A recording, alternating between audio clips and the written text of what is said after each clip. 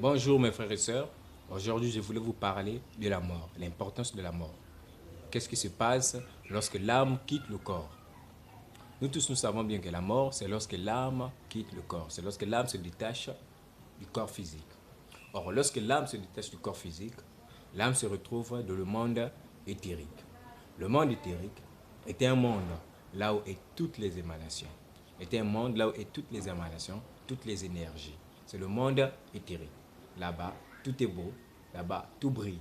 C'est là-bas que vous pouvez percevoir des vraies couleurs. Par exemple, la couleur rouge, c'est là-bas où vous pouvez percevoir la vraie couleur rouge et la vraie couleur jaune, et ainsi de suite.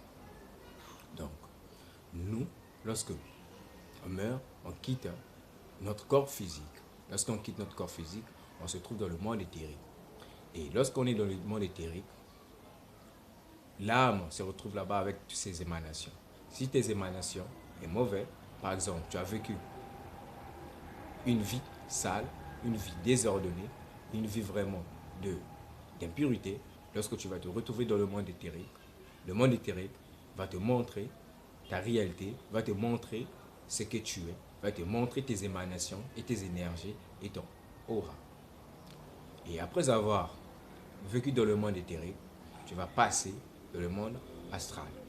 Dans le monde astral, c'est le monde là où se trouvent tous tes sentiments, tous tes désirs, toutes tes émotions, que ce soit des émotions d'amour, que ce soit des émotions de sexualité que tu as vécues avec les autres, ou avec tes amis.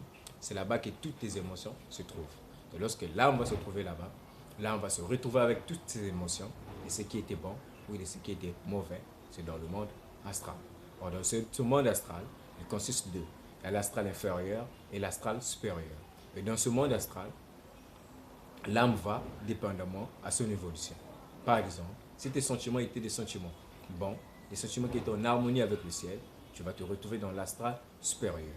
Or, mais si tes sentiments étaient des sentiments négatifs, tu as vécu de l'impurité, tu vas te trouver dans l'astral inférieur. Dans l'astral inférieur, c'est là où tu vas se trouver toutes tes émotions qui étaient négatives. Tu vas te trouver là. Après avoir fini cette astral inférieur ou bien astral supérieur, dépendamment à ce que tu as vécu sur le monde, tu vas aller maintenant dans le monde mental. Le monde mental, c'est un monde là où se trouvent toutes tes pensées. C'est un monde là où se trouvent toutes tes pensées, tout ce que tu avais pensé de ce qui était bon, ou bien de ce qui était mauvais. Tu vas te trouver dans ce monde mental. Après avoir fini ce monde mental, lorsque tu vas vérifier tes pensées de ce que tu avais fait, de ce qui était bon, ou bien de ce qui était mauvais, tu vas maintenant avoir accès de rentrer dans le monde causal. Dans le monde causal, c'est un monde là où on juge. C'est un monde là où on va te juger de ce que tu avais fait qui était bon, mais de ce que tu avais fait qui était mauvais. C'est ça le monde causal. C'est là-bas qu'on te juge. Or, maintenant nous, qu'est-ce qui se passe? Les âmes d'aujourd'hui, lorsqu'ils meurent, les âmes se retrouvent souvent bloquées dans le monde errant. Ils deviennent des esprits errants. Ils sont ni dans le monde astral, ils sont ni dans le monde éthérique, ni sur la terre, ni aussi dans le divin. Ils sont dans le monde intermédiaire. Un monde intermédiaire, c'est un monde qui bloque tous les esprits errants. C'est un monde qui bloque les esprits errants. C'est un monde aussi des esprits qui n'ont pas évolué, qui n'ont pas su comment monter jusque dans le monde supérieur. C'est pour ça qu'ils restent là-bas, bloqués dans le monde intermédiaire. Or, mais lorsque les mages dorment la nuit, bien fait des pratiques spirituelles, spiritisme d'ailleurs, ils se retrouvent dans ce monde-là, ils chassent les esprits qui sont errants là-bas et leur captent pour faire quelques pratiques avec ces esprits. Or, l'âme, avant de mourir, doit essayer d'être conscient. Avant de quitter le corps, doit essayer d'être conscient. Pourquoi tu dois être conscient? C'est pour éviter que tu te trouves dans le monde intermédiaire. Or, si tu te trouves dans le monde intermédiaire, il faut te dire déjà pour sortir de ce monde, ça sera difficile pour toi. Donc, tu dois faire l'effort d'être conscient pendant la mort. Or, pour être conscient pendant la mort, c'est d'abord être conscient pendant la journée. Aussi, pendant la journée, vous êtes conscient. 24 heures sur 24 heures, vous êtes conscient. Même dans votre rêve, vous serez aussi conscient. 24 heures, 24 heures sur 24. Mais des rêves est lié aussi à la mort. Si tu es conscient dans tes rêves, pendant la mort aussi, tu seras conscient. Alors, si tu n'es pas conscient pendant tes rêves, il faut te dire, dans la mort aussi, tu ne seras pas conscient. Or, lorsque nous quittons le corps nous faisons ce qu'on appelle la perte de conscience. L'âme perd la conscience. Tu perds ton 3% de conscience que tu as.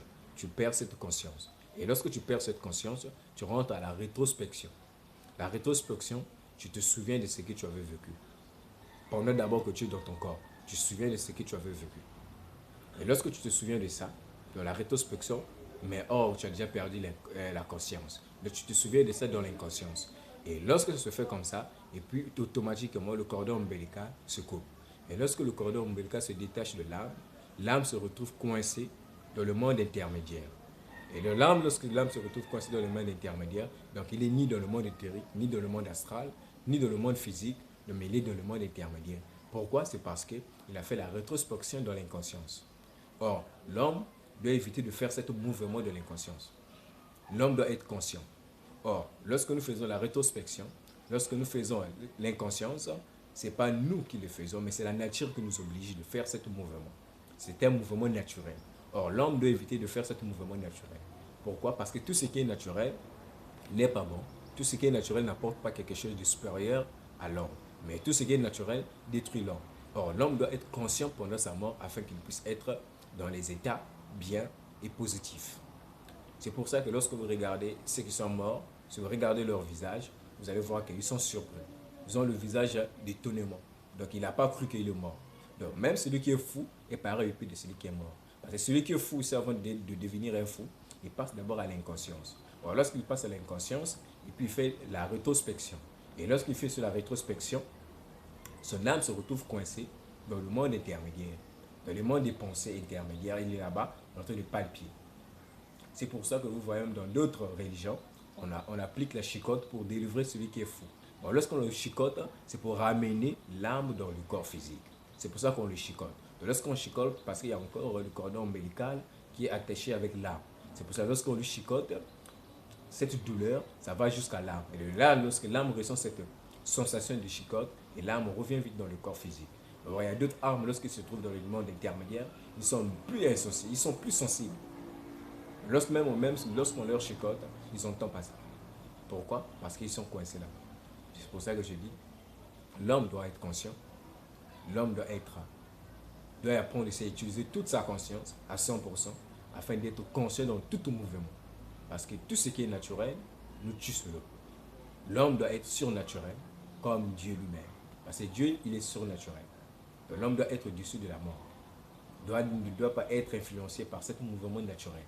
Donc c'est pour ça que je voulais vous apprendre de la mort. Donc lorsque vous mourrez, essayez d'être un peu conscient afin d'éviter de vous rester coincé dans le monde intermédiaire. Mais tout ça, il y a des pratiques qu'on donne, que des maîtres ont donné des pratiques pour essayer de développer la conscience et d'être aussi conscient pendant les rêves. On a donné des pratiques pour ça. Donc toi, si tu n'es pas conscient pendant la journée, ni dans tes rêves, il faut déjà te dire que le jour où tu vas quitter ton corps, tu ne serais pas conscient que tu es mort. Tu ne serais inconscient. Tu ne sauras même pas que tu es mort. Tu auras l'impression que tu vis encore. Parce que lorsque même nous dormons, on a l'impression qu'on n'a pas dormi, mais on a l'impression qu'on continue la vie qu'on vivait le matin. On a l'impression qu'on vit que la vie qu'on vivait pendant la journée. Mais or qu'on dort, on se rend seulement compte qu'on nous dormait lorsqu'on se réveille le matin. Lorsqu'on se retrouve dans le corps, c'est là-bas que l'homme sait maintenant qu'il dormait. Mais lorsqu'il est dans les rêves, dans son rêve, il ne sait pas qu'il dort. Or, lorsque tu sais déjà que tu dors, tu rentres déjà dans ta conscience. Mais lorsque tu ne sais pas que tu dors, tu es dans l'inconscience.